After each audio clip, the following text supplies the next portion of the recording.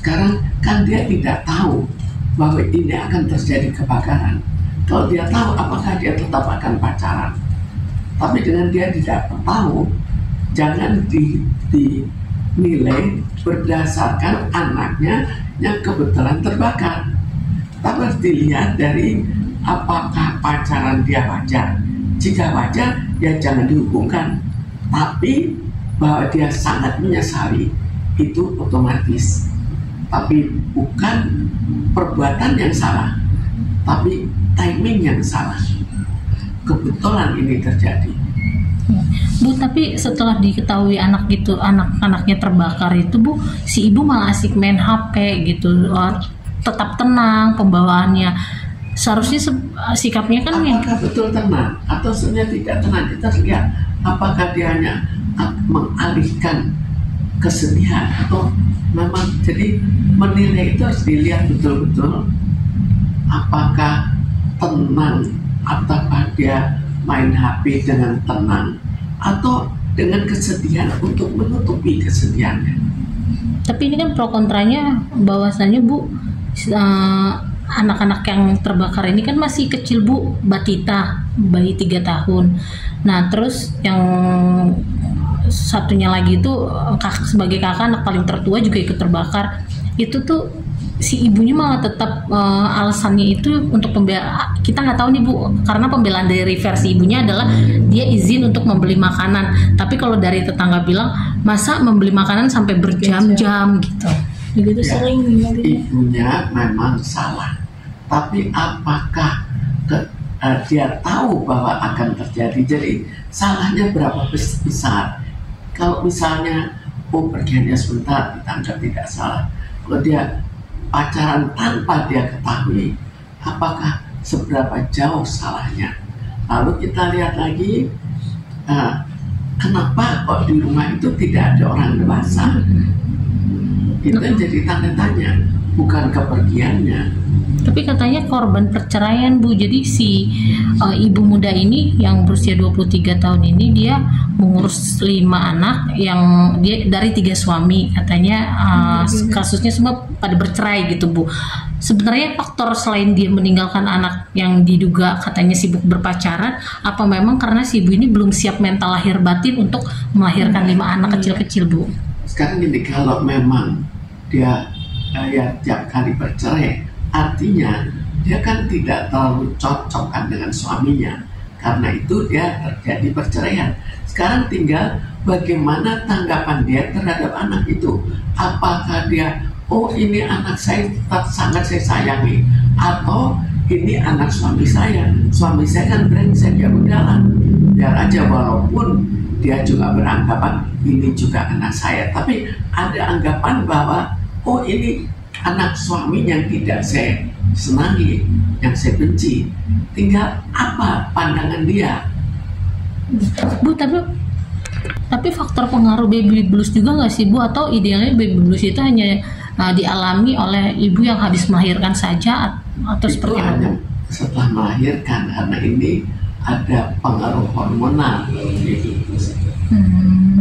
Nah, tapi kalau sikap ibu itu yang didapati oleh netizen sampai videonya viral, dia rebahan sambil main HP dengan muka kalem terus posisi duduk gitu, sampai gestur jauh dia mempersoalkan bahwa ini ada anak suami yang saya benci. Kan kalau misalnya ini anak suami yang saya benci, itu ada 2 kemungkinan. Saya benci kamu dasar anak suami saya yang jahat itu. Atau bisa juga walaupun kamu anak suami saya yang jahat, tapi saya sangat menyayangi kamu sebagai anak saya juga. Kan ada 2 pendapat. Tapi seandainya suami itu disenangi, jelas dia akan lebih senang lagi ke anaknya. Berarti kedekatan antara suami dan istri itu sangat akan ikut mempengaruhi, dan tergantung ibunya, apakah dia menilai anak ini bagaimana, dia masih tetap dendam ke bapaknya, apakah tiap kali dasar ini anak bapak. Bu, ini bisa disebut unsur kesengajaan atau kelalaian sih, Bu? Kalau unsur kesengajaan, masa ia akan dibakar begitu? Karena kan dia meninggalkan anak-anak itu dengan dikunci, Terus katanya ada korek Bu, tapi anak 3 tahun apa ia sudah mengerti untuk memainkan korek? Yang jadi pertanyaan, kenapa tidak ada orang dewasa yang mendampingi anak ini? Sampai seberapa jauh tanggung jawabnya terhadap anak-anak ini? Tapi tetap kita tidak terlepas kemungkinan bahwa dia juga tidak terlalu mencintai anak-anak itu karena itu anak suami yang dia benci. Bu, kalau untuk anak itu kan tadinya yang terbakar ada 4 itu, sebelumnya kan yang meninggal itu 3, satunya itu masih sempat ditanyain gitu kronologisnya. Nah anak itu bilang katanya yang bakar yang si kembar gitu. Posisi anak ditanyain itu apa ya? Maksudnya apa dia masih mengingat kayak kondisi kejadian sampai dengan kondisi yang luka bakar berapa persen gitu? Ya, sebetulnya kan kita lihat apakah daya ingatnya terganggu. Kalau stres tetap stres, tapi kalau tidak terganggu pada otaknya, mungkin saja dia sekedar stres dan masih bisa bicara, karena ini kan suatu peristiwa yang sangat besar, jelas akan sangat terkenang, terbayang dalam dirinya. Kalau dengan kejadian seperti ini Bu, netizen kan sebut si ibu harus diadili, katanya kelalaian. Tapi dari peran mantan suami ikut berpengaruh juga nggak sih Bu yang bertanggung jawab, karena mungkin anak itu kenapa harus ditinggalin sebanyak itu ke pihak mantan istri gitu, atau seperti apa Bu? Kan ini sudah siapa yang akan mengasuh, jadi tetap yang mengasuh itu yang bertanggung jawab. Jadi si ibu tetap ini bisa diproses juga Bu jatuhnya? Tetap boleh saja diproses, tapi sampai seberapa perlu dites juga itu bisa menghukum ibunya, itu yang jadi pertanyaan. Karena ini kan prosesnya harus dilihat secara panjang, kita harus lihat juga sampai seberapa jauh ibu ini sebetulnya kurang mencintai anak-anaknya. Apakah ada kesengajaan? Kalau kesengajaan karena punya pacar yang baru, yang pacarnya tidak mau bawa anak, maka itu jelas suatu kesalahan yang besar, kesalahan yang sifatnya pembunuhan dengan walaupun dengan sengaja atau tidak sengaja.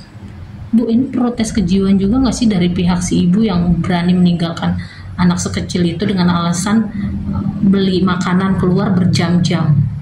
Itu juga jadi tanda tanya. Kan kita tidak bisa begitu saja menilai. Mungkin sebaiknya seperti apa sih Bu untuk parenting ibu muda yang gagal dalam berumah tangga, jadi yang punya anak banyak seperti ini dalam kasus ini gitu Bu? Ya, sebenarnya tetap dilakukan pendekatan supaya dia merawat anaknya dengan baik, bukan merawat asal-asalan. Siapa tahu dia tetap mendapatkan uang dari suaminya, maka walaupun dia tidak cinta pada anaknya, dia tetap menerima untuk mengasuh, tapi uangnya untuk diri dia. Itu kita juga nggak tahu kan. Jadi masih banyak faktor X yang kita tidak tahu, masih banyak data yang belum diberikan.